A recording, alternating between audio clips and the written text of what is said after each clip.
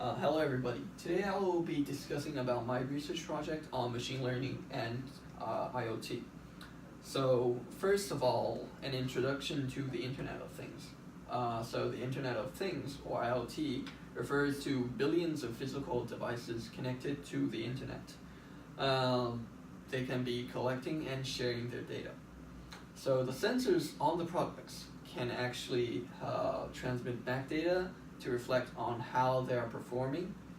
Customers and users can use these data to monitor the devices, replace ill-performing parts, and gain a deeper understanding of how the devices are working. The potential of IoT is great because nowadays there are already 8.4 billion devices connected to IoT. This figure is expected to rise to 20.4 billion by 2020. And also the vast scale of IoT data means it can serve as a great database for machine learning and AI. The combination of machine learning and AI can be used to predict device behavior, capture human procedure behavior, and replicate them with other devices. So here is content of my research. I'll be mainly focusing on improving IoT machine learning bridge to extract human behaviors, analyze human or evaluate process of human behaviors, and be able to replicate the behaviors with robotics. To narrow down my research directions, this research project will be mainly focusing on food processing. So this project will collect and extract data from cooking related procedures and evaluate cooking produce quality and replicate cooking process with robots.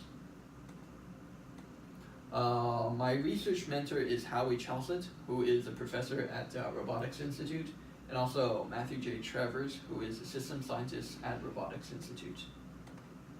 Here are some of the challenges of this project.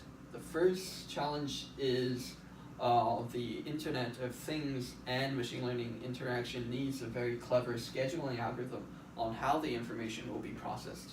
Because, as we all know, machine learning is a very computationally heavy task, and also large-scale IoT data collection and pre-processing will also be a very computationally heavy task. These two tasks combined require a clever scheduling algorithm on at which time should we perform which task.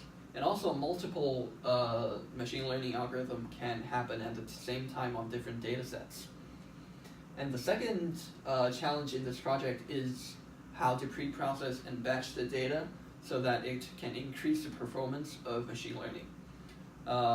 So because IoT can transmit back all types of data, for example, raw data from force or motion sensors, and also audio and video, these need to be we need to combine relevant information together to give machine learning a better data set for it to learn.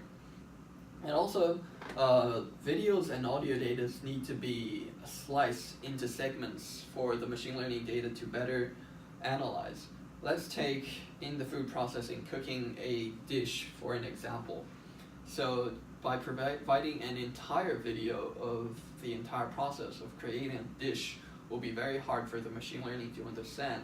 So also we have to come up with a way to segment the video into different parts.